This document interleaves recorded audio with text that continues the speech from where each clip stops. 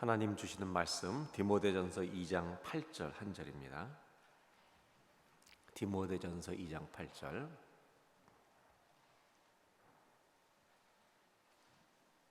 우리 다 같이 함께 봉독하도록 하겠습니다.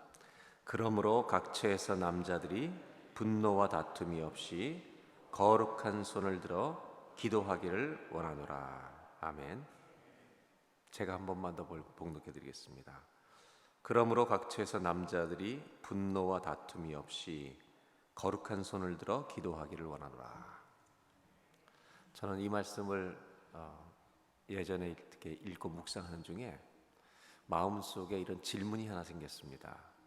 그건 뭐냐면 각처에서 남자들이 분노와 다툼이 없이 거룩한 손을 들어 기도하기를 원하노라, 이렇게 되어 있는데 하나님 왜 남자들만 기도하라 그러십니까?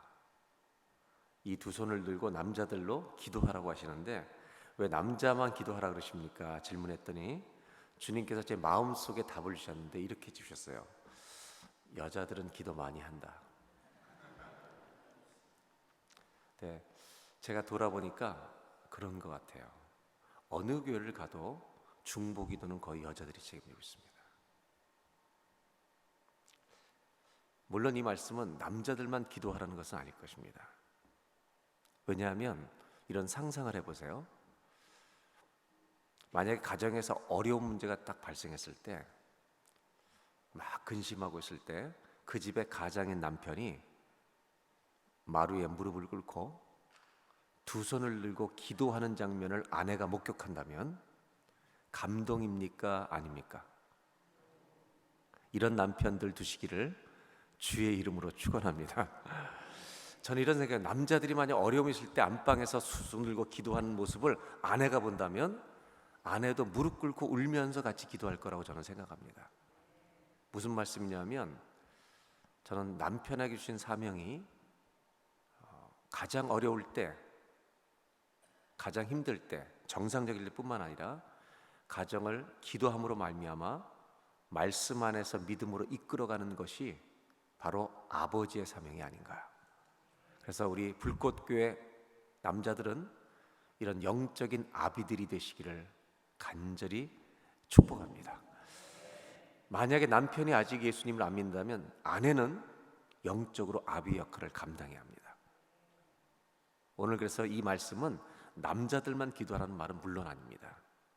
누구든지 두 손 들고 기도하는 것이 얼마나 중요한 것인가라고 하는 것을 우리에게 교훈해 주는데, 오늘 저는 이 아침에 왜 하나님은 그냥 기도하라고 말씀하시지 않고 두 손을 들고 기도하라고 하셨을까?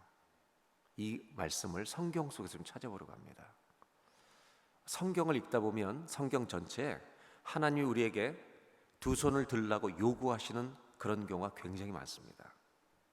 그래서 저는 오늘 출애굽기에 있는 말씀만 가지고 기도의 두 손을 들라, 손을 들라, 손을 내밀라 하는 이 이유, 목적이 무엇인지를 오늘 좀 찾아보려고 합니다. 오늘 첫 번째 생각해 볼 부분은 이스라엘 백성이 애굽을 탈출하기 직전에 있었던 10가지 재앙에 대한 내용입니다. 이 재앙을 내릴 때마다 하나님은 아론에게, 모세에게 손을 내밀어서 이 재앙이 내리라고 말씀하십니다. 여러 군데를 볼 수 있지만 한 두 군데만 마지막으로 보는데 출애굽기 9장을 우리 함께 보도록 하겠습니다. 출애굽기 9장 22절입니다. 다 같이 한번 함께 봉독합니다.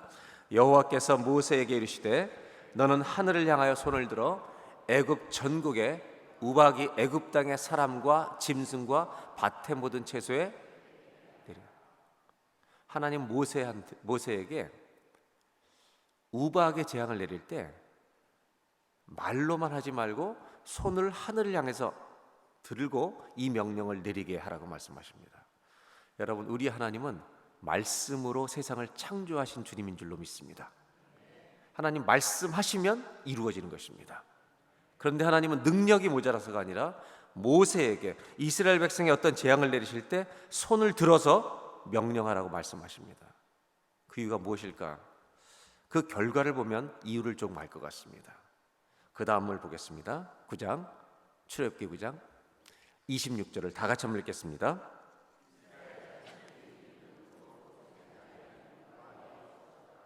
이스라엘 자손이 있는 그곳 고센 땅에는 우박이 없었더라. 8장을 읽어보면 이 9장이 더 분명해지는데요. 하나님은 이 재앙을 내리실 때 한 가지를 행하십니다. 그건 뭐냐면 하나님의 백성과 애굽 백성을 구별하시겠다는 겁니다. 여러분, 주님이 오시는 날 하나님의 백성과 아닌 사람들은 구별될 줄로 믿습니다. 구별하실 것입니다. 파리 재앙을 내리실 때, 이 재앙을 내리실 때 마찬가지인데 하나님은 내 백성을 이스라엘 백성과 구별해내시겠다. 이것이 재앙을 내리실 때 행하신 일입니다. 또 한 가지는 9번째 재앙인데 10장에 나옵니다. 21절을 보겠습니다. 제가 한번 봉독해드리겠습니다. 여호와께서 모세에게 이르시되 하늘을 향하여 뭐를 내밀라고 그러십니까? 너의 손을 내밀어 애굽 땅 위에 흑암이 있게 하라. 곧 더듬을 만한 흑암이라. 22절 모세가 하늘을 향하여 손을 내밀매 캄캄한 흑암이 3일 동안 애굽 온 땅에 있어서 23절 한 절을 다 같이 읽겠습니다. 그동안은 사람들이 서로를 볼 수 없으며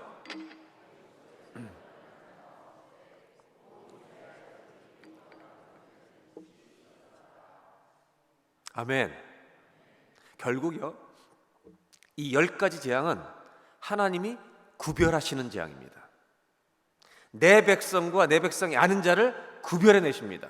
그래서 마지막 10번째 재앙은 우리가 잘 아는 대로 6월절의 사건인데 피를 양의 피를 문설주에 바르면 하나님이 심판하실 때 그 피가 있는 곳은 피를 보면 넘어가리라. 그래서 하나님의 백성과 애굽 백성을 구별해내는 사건입니다. 오늘 9장으로 돌아오면 저는 이 말씀이 저희들에게 주는 굉장히 중요한 교훈이 있다고 생각합니다. 23절을 다시 보겠습니다. 사람들이 서로 볼 수 없으며 자기 처소에서 일어나는 자가 없으되 이스라엘 자손들이 거주하는 곳에는 빛이 있었더라. 여러분, 더듬을 만한 흑암이 애굽에 왔는데요, 이스라엘 백성들이 거주하는 곳에는 뭐가 있었다고요? 빛이 있었더라. 아멘. 빛이 있었더라. 이 무슨 말입니까? 요한일서 이런 말씀이 있죠. 하나님은 빛이시니 그에게는 어두움이 조금도 없으시니라. 하나님은 빛이십니다. 그럼 이 말씀의 의미는 무엇인가? 우리는 어둠과 같은 세상 속에 살아가고 있습니다. 근데 우리가 기도의 두 손을 들고 기도해야 되는 이유가 뭔지 아십니까? 기도 없이 나가면 너희 어둠 돼버린다라는 말씀입니다. 그러나 우리가 기도하고 나가면 어둠 속에 나갈 때 어둠 속에 뒤엉키는 어둠이 되는 게 아니라 어둠 속에 빛으로 살게 되는 은혜가 우리에게 있을 줄로 믿습니다. 우리에게 기도의 두 손을 들라고 하는 이유는 여러분, 세상에서 빛을 드러내는 거예요. 이 목적을 위해서 기도하라고 말씀하십니다. 기도의 문이 열리면 여러분, 우리가 흑암 속에 어둠 속에 어둠에 섞이는 자가 아니라 어둠을 비추는 빛의 사명을 감당하는 저와 여러분이 될 줄로 믿습니다. 저희 교회 최집사라고 하는 젊은 분이 있습니다. 이 젊은 분이 있는데 가정이 넉넉하지가 않습니다. 그래서 부모님과 식당도 경영을 해보고 이민자로서 여러 가지 사업을 해봤습니다. 그러다 결혼해서 독립을 하고 이제 사업을 한 것 중에 밴쿠버 전체 사고 이 큰 동네 중에 웨스트 밴쿠버라고 하는 북쪽 바닷가가 있습니다. 그쪽은 부유한 동네인데 이 할리우드 스타들이 거기에 집을 많이 사놓고 사는 동네입니다.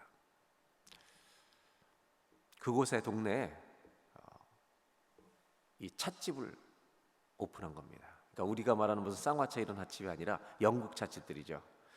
밴쿠버랑 시애틀은 붙어 있는 이 밴쿠버 아래가 시애틀인데 10월부터 4월 정도까지는 일주일에 3일에서 5일 비가 옵니다. 그래서 커피하고 차가 매우 발달되어 있습니다. 찻집을 오픈해서 비즈니스를 시작합니다. 집에서 출근하는데 30-40분이 걸립니다. 근데 이 사업을 오픈한 다음에 한 달, 2달 지나는데 계속 적자가 나는 겁니다. 그래서 우리 집사님이 아침에 출퇴근할 때마다 늘 하고 있는 일이, 돌아올 때 출근 퇴근할 때마다 늘 찬양을 듣는 겁니다. 오늘 찬양팀 보면 제가 아니 새벽에 뭐 이렇게 많이 나왔어요, 찬양팀이. 제가 이렇게 찬양팀을 하는데 이렇게 많은 분이 쓰는 거는 수많은 교회를 다녀봤지만 임진왜란 이후에 처음입니다. 근데 너무 좋은 게 여러분, 찬양할 때 내 영혼에 빛이 들어올 줄로 믿습니다. 찬송이 능력입니다. 가장 힘들 때 여러분 찬송 한번 해보세요. 저는 집에서 혼자 찬송을 많이 해요. 성경을 읽다가 만복의 근원 하나님 찬송을 부를 때가 있습니다. 그러면 어떤 걸 느끼냐면 주의 임재를 느끼는 겁니다. 하나님이 함께 하시는 거야. 찬송 부를 때 어둠이 떠날 줄로 믿습니다. 근데 이 형제는 찬송을 들은 거예요. 너무 힘드니까. 그리고 말씀을 듣는 겁니다. 성경을 틀어놓고 설교 같은 걸 듣고 이러면서 왕래하기 시작하는 겁니다. 6개월이 지났는데 이제 어떤 날 흑자가 조금 나고 어떤 날 적자가 나고, 그래서 이 돈을 집에 가져오질 못하는 겁니다. 최 집사가 그런 얘기를 했어요. 목사님, 어떤 날은 아침에 일어나면 직장에 가고 싶지가 않대요. 계속 안 되니까 그냥 집에 있고 싶대요. 그래 나가야지 어떻게 해요. 이 형제가 이렇게 흑자를 많이 내지는 못하고 만 2년 동안 사업을 했습니다. 그러다 어느 날 더 이상 버틸 수가 없어서 결국 가게를 닫기로 결정합니다.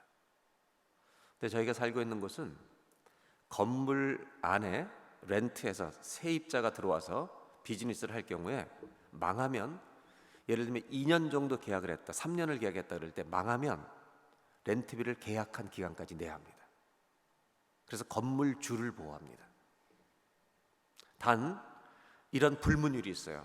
사업을 하다가 망하면 더 이상 렌트비를 낼 수 없기 때문에 그 계약은 내야 되는데, 있는 물건을 다 놓고 그대로 나오면 주인이 망한 줄로 알고 계약을 종료시킵니다.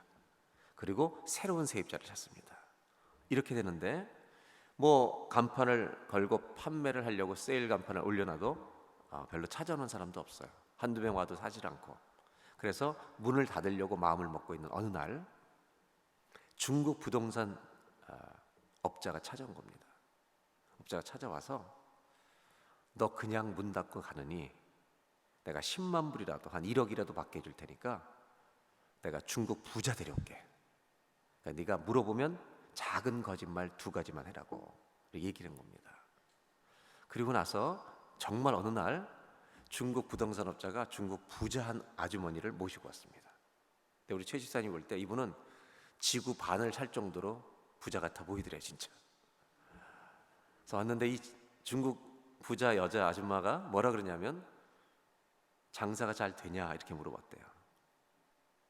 그때 이 중국 부동산업자의 말은 괜찮습니다라고 얘기하면 10만 불 받는 거예요. 근데 문제가 생긴 겁니다. 2년 동안 눈물로 찬송을 듣고 말씀을 듣고 왔다 갔다 하니까 찬양과 말씀이 뼛속에 새겨져 버린 거예요. 그래서 거짓말을 할 수가 없던 겁니다. 그래서 저희 최 집사가 이렇게 얘기를 합니다. I am a Christian. 저는 그리스도인입니다. 장사 안 됩니다. 사지 마세요. 그랬더니 중국 중국 부동산을 따라왔던 여자분이 I am a Christian too. 저도 그리스도인입니다. 그리고 Thank you so much. 그리고 가더래요. 안 사고. 결국 우리 집사님은요 1센트도 받지 못하고 망하고 나왔습니다. 그리고 그날이 금요일이었습니다. 저희 교회는 금요 부흥회라는 게 있습니다. 금요일 날 보통 기도회 하시잖아요. 저희는 성전을 입당할 때 의자를 다 들여오기 전에 카펫에다가 전부 다 집에서 침낭 같은 거 갖고 와서 대한민국 옛날 70년대 기도원처럼 바닥에서 일주일 동안 매일 저녁 집회를 한 적이 있습니다. 그때 하나님이 특별히 역사하셨어요. 그 성전에. 그래서 저희가 이름을 금요 부흥회라 붙이고 1년 연중무휴로 금요 부흥회랍니다. 그래서 여름에는 철야도 해요. 저희가 그렇게 하는데 이 금요 부흥회 저희는 보통 한 400명 정도가 옵니다. 많이 들어오세요. 애들도 오는 경우가 있고, 왜냐하면 간식이 있어요. 겨울에는 내내 오뎅을 줍니다. 셀별로 돌아가면서 이렇게 서빙하는데 오뎅을 주는데 어떤 애들은 오뎅 먹으러도 와요 그냥. 근데 그래서 집회 기도회가 끝나면 간식실에 가서 다 간식을 먹어서 만나요 사람들이. 근데 바로 금요일날 저녁에 우리 최 집사님이 그렇게 가게를 문 닫고 그날 성전에 온 겁니다. 그리고 간식실을 만나더니 목사님, 그동안 말씀을 듣고 배우고 2년 동안 이런 일이 있어서 오늘 문을 닫았습니다. 그런데 한 푼도 안 받고 이렇게 닫고 왔습니다. 남을 망하게 할 수는 없었습니다. 여러분, 이민자는요 사실 돈을 잃어버리면 여기보다 더 힘들어요. 제가 이민 목회자로서 가슴이 너무 뭉클한 거예요. 그래서 최 집사를 꼭 껴안았습니다. 그리고 우리 최 집사님한테 이렇게 얘기했어요. 젊으니까, 최 집사야 고맙다. 이렇게 살아줘서 고맙다. 기도하자. 기도했습니다. 제가 이렇게 기도했어요. 하나님, 최 집사 보셨습니까? 하나님 너무 귀하지 않습니까, 이 사람? 그리고 이렇게 기도했어요. 하나님, 이 최 집사 한번 복 주셔야 합니다. 지금 제가 말하는 복은 세상에서 한번 잘 되게 해달라는 얘기입니다. 이 최 집사는 한번 정말 사업 되게 하셔야 합니다. 돈 좀 한번 벌게 해주셔야 합니다. 만약에 안 되게 하시면 저 삐질 겁니다. 그러면서 제가 세상이 말하는 하나님 복을 달라고 정말 기도했습니다. 그때 성령님이 제 안에 정말 큰 울림을 주셨습니다. 마치 큰 소리로 말씀하시는 것처럼. 야, 너 뭐라고 기도하겠니? 박신일, 너 뭐라고 기도하고 있어? 아니, 최 집사님 복 달라고 기도합니다. 복을 달라고? 그러면서 하나님이 이렇게 말씀하셨습니다. 그는 이미 복을 받았느니라. 무엇이 복입니까, 여러분? 저 역시도 이 사람이 돈을 잘 버는 은혜 한 번만 주길 바랬습니다. 근데 주님 뭐라고 말씀하시는지 아세요? 이렇게 결정한 것 자체가 복이다. 아멘입니까? 여러분, 뭔가 큰 대박이 와야 복 아니에요? 주님은 복을 받았다고 말씀하셨습니다. 저는 지금도요 최 집사 사업 잘 되는 걸 기도하고 있습니다. 아직도 한번 큰 돈을 벌지 못했습니다. 바리스타예요, 형제가. 최근에 저희가 살고 있는 동네에 이제 샌드위치와 커피를 파는 카페를 오픈했는데, 일하는, 보통 이렇게 사업하는 비즈니스 파크라고 하는 이제 일하는 곳에서 아침 6시부터 오후 4시까지 일을 해요. 아주 굿뉴스는 요즘 잘 돼요. 우리 목회자들이 단체로 갔거든요, 밥 먹으러. 샌드위치 먹으러 왔는데 제가 이제 좀 매상을 올려주려고 막 팁도 많이 주고 갔는데, 목사님, 이 정도는 제가 무료로 대접할 수 있을 정도로 벌고 있습니다. 근데 제 마음이 또 뭉클한 거예요. 주님 고맙습니다. 예수 믿는 사람은 있잖아요. 이렇게 작은 것을 기뻐할 줄 알아야 돼요. 허황된 것이 이루어지는 기쁨이 아니라. 한국에 와보니까 단풍이 이렇게 져가고 있어요. 하나님께 감사하더라고요. 자연이 아름다워서 감사합니다. 이런 작은 기쁨 있잖아요. 이것을 가지면 이상한 기쁨을 추구하지 않아요. 이 작은 기쁨을요, 영어로 뭐라고 표현할까?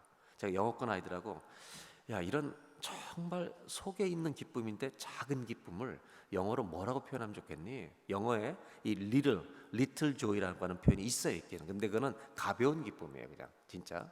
이 작은 기쁨 뭐라고 표현하면 좋겠니? 그랬더니 영어권 아이들이, 글쎄요 목사님, 뭐라고 표현할 수 그건 독특한데요. 한국말로 좀 해보세요, 어떻게? 그래서 제가 뭐라고 했냐면, 이렇게 하면 어때? 영어로 깊다는 말이 deep이잖아요. deeper joy. 더 깊은 기쁨. 그랬더니 그거 괜찮겠대. 그렇게 쓰래요. 여러분, 예수 믿는 사람들은 이 피부에 느껴지는 껍데기 기쁨이 아니라, 하나로 즐거워했다 슬퍼했다는 것이 아니라 마음속에 기쁨이 있어야 돼요.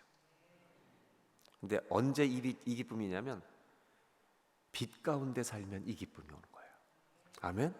그런 거 아세요 여러분? 순종하고 있으면요 쓸데없이 평안해요. 내가 주님의 말씀에 순종하고 있는 그 길을 가면 정말 무슨 일이 일어나도 마음이 평안해요. 저는 우리 최 집사님 보면서 이런 생각을 했습니다. 저가 찬양과 말씀으로 가슴에 채워지더니 빛으로 사는구나. 100만 원 때문에 거짓말하지 않고, 1억 때문에 거짓말하지 않고, 1억을 포기해도 빛으로 사는 이 힘은요 기도에 두 손을 들 때 우리에게도 올 줄로 믿습니다. 이 복을 누리는 저와 여러분 되시기를 주의 이름으로 기원합니다. 두 번째로, 이스라엘 백성이 애굽을 탈출하고 홍해 바다를 만납니다. 많은 사람들이 두려워 떨고 있을 때 모세가 너희는 가만히 있어, 우리 주께서 어떻게 구원하시는가 보라고 말합니다.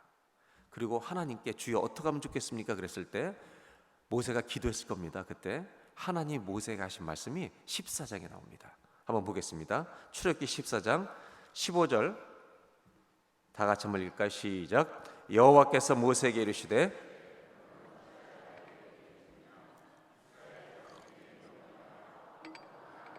16절을 제가 읽겠습니다. 지팡이를 들고 손을 어디로 내밀라고요? 우리 주님은요 말씀 한마디 하시면 홍해바다 가르십니다. 그런데 그렇게 하실 수 있는 주님이 모세에게 지팡이를 들고 손을 바다 위로 내밀어서 갈라지게 하라는 것입니다. 손을 내민 상태로 바다로 갈라지게 하라는 겁니다. 그랬더니 정말 갈라지고 이스라엘 백성은 마른 땅을 건너간 줄로 믿습니다. 마른 땅을 건너간 겁니다. 여기서 한 가지 생각할 것은 왜 손을 내밀라고 하실까? 하나님이 우리에게 손을 내밀라고 하고 손을 바다 위로 내밀어 손을 하늘로 들고 우리로 뭔가 동작을 요구하실 때 목적이 있다는 겁니다. 그건 뭐냐면 우리 모든 인생에는 내가 가진 재물과 실력과 건강으로는 절대로 건널 수 없는 불가능의 강을 만나게 됩니다. 우리 모두는 우리가 가진 것으로 해결할 수 있는 문제를 반드시 만납니다. 아직도 그런 문제가 뭔지 모르시는 분들은 염려하지 마십시오. 곧 옵니다. 주님이 기도에 두 손을 들라고 하실 때는 바로 우리 인생의 불가능의 강을 만나실 때입니다. 그 손을 들면 여러분 갈라질 줄로 믿습니다. 저희 어머니가 저를 키우실 때 저희 부모님 다 이북분들인데 이 말을 못하게 했습니다. 큰일 났다. 저희가 큰일 났다 그러잖아요. 저희 어머님이 그런 말 하지 마. 어머니 왜요?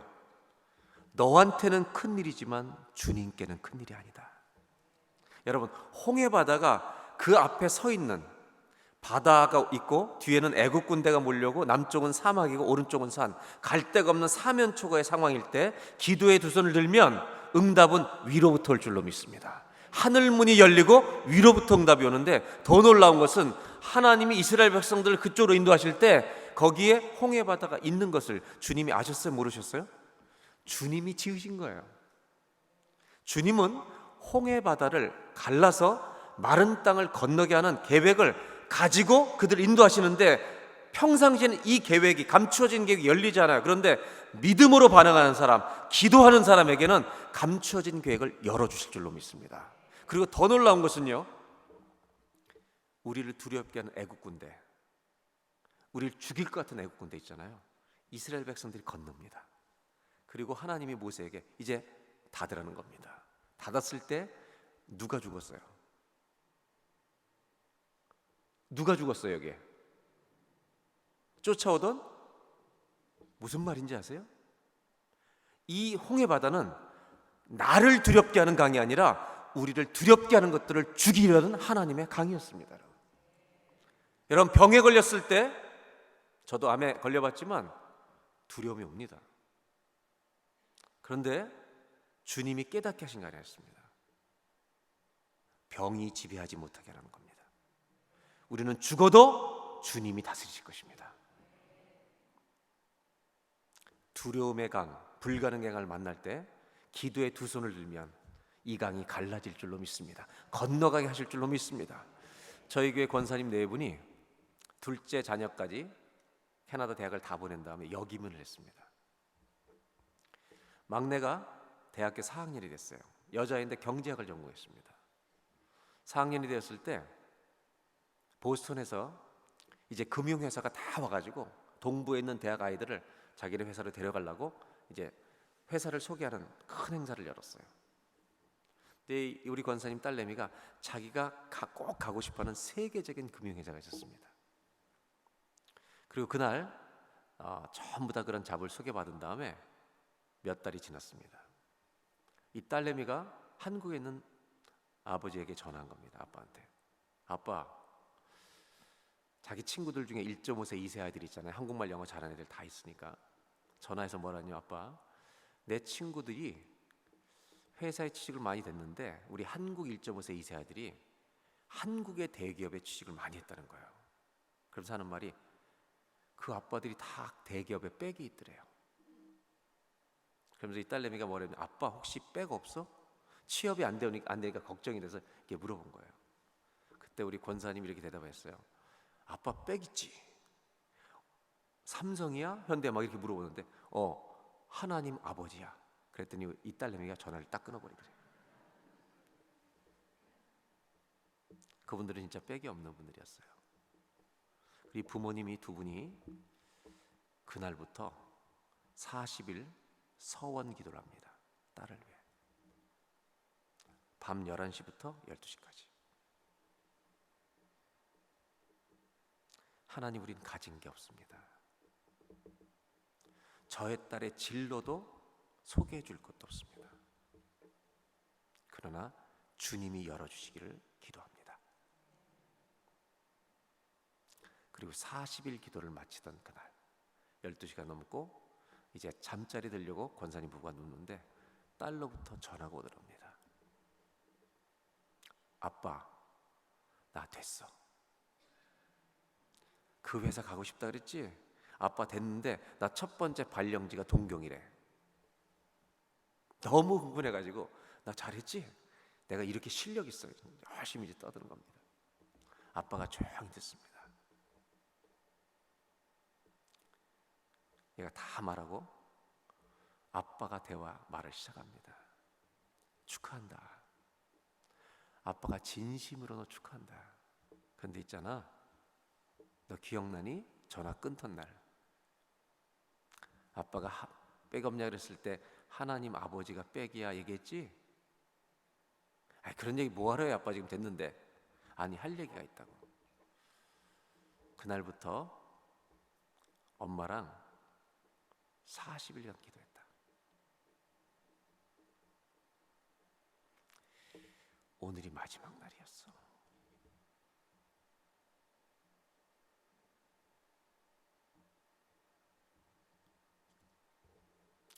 네가 똑똑해서 된 거 아니야. 하나님이 도와주신 거야.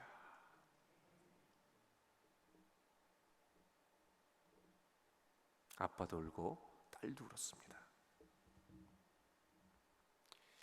하나님은 우리가 기도하면요, 이 라스트 미닛, 마지막 시간을 좋아하시는 것 같아요. 꼭 정말 모든 것이 안 됐다고 할 때 응답하세요. 제가 왜 그러실까 주님? 왜 이렇게 마지막 타임을 즐기실까? 고민해봐서 그랬더니 이런 마음을 주세요. 그래야 네가 포기하지. 너한테 1%만 네가 했어도 너는 너 자랑할 거야. 근데 우리 주님은요, 우리 자랑을 하나도 못하도록 완전히 절망을 시켜놓으시고 그리고 여세요. 저는 불꽃교회 가정마다 불가능의 강이 갈라지는 은혜가 있기를 바랍니다. 어떻게 하면 되냐면요, 그냥 기도에 두 손을 드는 거예요. 주여, 주여, 이거 하나면 끝이에요. 여호수아가 아이성 싸움에서 실패하고 있잖아요. 우습게였다가 완전히 참패하고 하나님 앞에 옷을 찢고 기도하잖아요. 어떡합니까? 어떻게 합니까? 그게 역전의 기도가 되는 거예요. 하나님께서 말씀하시고 이렇게 해라. 그때 여러분 여호수아를 보세요. 뭐라고 했는지 아세요? 저는 이 말씀 너무 좋아요. 주여, 주여. 한번 따라 하실까요? 주여, 주여, 주여. 이거 한번 부르면 돼요. 어떨 때는요, 힘들면 더 이상 기도 안 하셔도 돼요. 여러분, 주여, 그리고 엎드려 있으면 돼요. 가슴 치면서 울고 있으면 돼요. 왜? 우리가 말하지 않는 소리도 주님은 들으시기 때문이에요. 어쩌면 입으로 말할 수 없는 시간이 진짜 기도의 시간인지 몰라요. 그런데 주님 앞에는 계셔야 돼요. 불가능의 강을 건너게 하시기 위해서 기도의 두 손을 들라고 얘기하시는 거예요. 마지막 세 번째로 17장을 보겠습니다. 출애굽기 17장에 아말렉과 전쟁을 합니다. 그때 모세가 하는 말 17장 8절 9절 두 절만 다 같이 한번 읽겠습니다. 시작.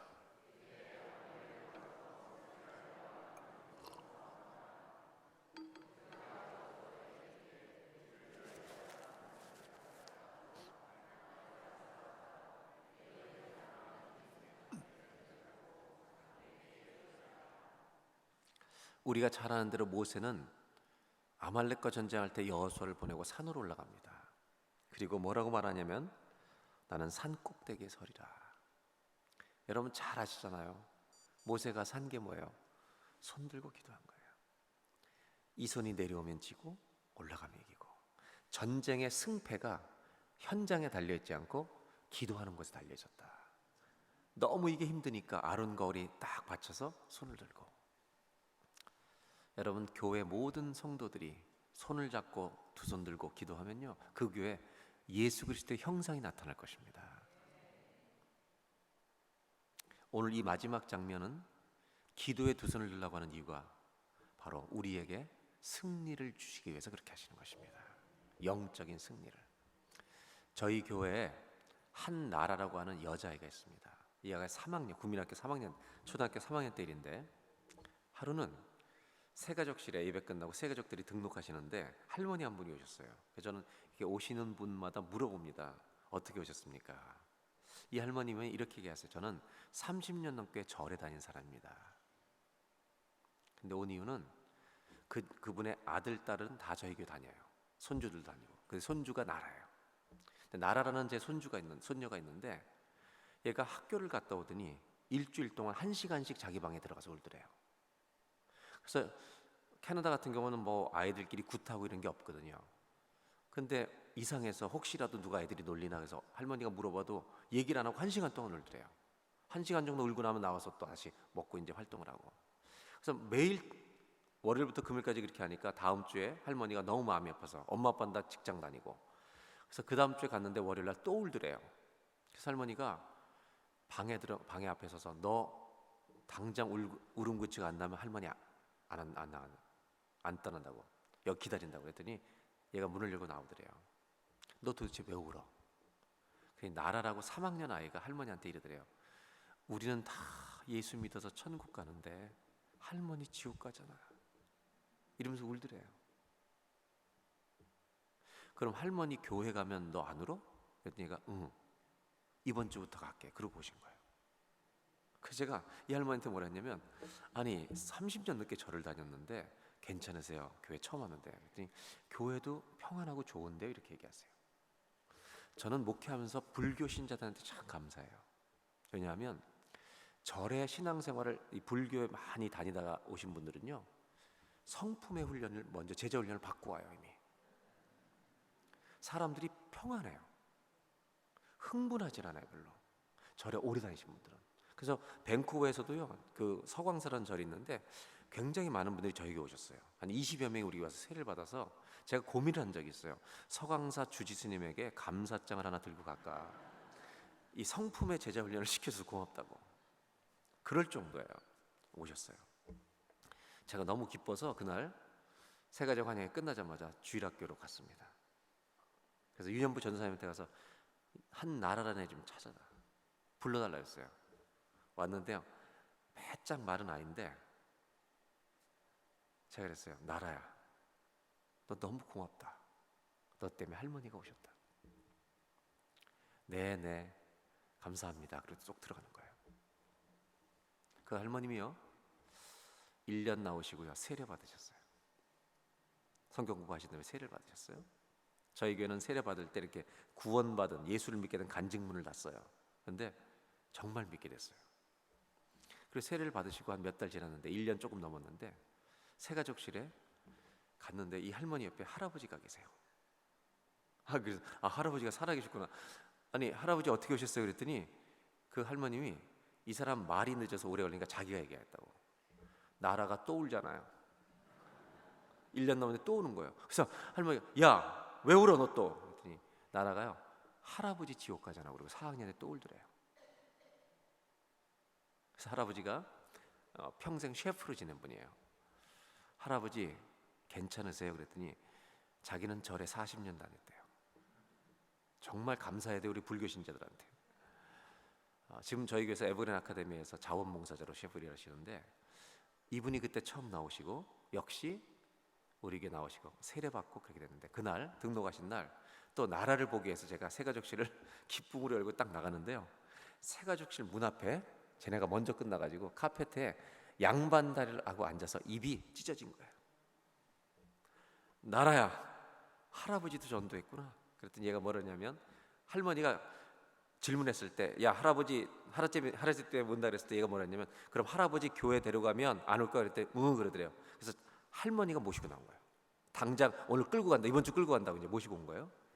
근데 나라가한테 제가, 네가 할아버지 전도했구나 그랬더니 얘가 뭐라 그러냐면, 목사님, 할아버지는요 제가 전도한 게 아니라 할머니가 전도하셨대요. 애가 겸손하게까지. 그래서 너무 기특하다, 감사하다. 그리고 이제 갔어요. 그해 크리스마스 때 성탄 축하 발표회가 교회 학교에 있잖아요. 그때 교회에다 부탁해서 제가 이 한 나라라는 아이 선물을 주려고 얘 성탄 선물 하나만 사달라고 그랬어요. 교회 포장해서 딱 준비하고 있고, 모든 발표가 끝나고 제가 축도로 올라가서 다 앉으시라 그랬어요. 오늘은 특별한 크리스마스 선물을 기증해야 될 사람이 있다고. 그리고 이 스토리를 전 교인들한테 다 설명하고요, 나라에게 우리가 이 선물을 주고 싶어서 교회가 준비했다고 나오라 그랬어요. 우려 같은 박수를 받았어요. 그리고 이 선물을 제가 주면서 이렇게 얘기했어요. 죽어가는 영혼을 봐도 눈물이 없는 어른들에게, 내 식구가 예수를 안 믿고 죽어가도 눈물이 없는 우리들에게, 죽어가는 영혼들을 위해 눈물을 가르쳐준 나라가 고마워서 이 선물을 드립니다. 그리고 저희 교회는 아주 중요한 슬로건이 하나 생겼어요. 그날. 그리고 전 교인에게 따라하라고 부탁했어요. 한 번만 해보실래요? 전도 못하면 울기라도 하자. 이게 우리 교회 슬로건이 됐습니다. 제가 이 말씀을 드린 이유는, 초등학교 3학년 4학년 아이가 인생의 경험이 많으신 70이 되신 분을 무슨 실력으로 이길 수 있겠습니까?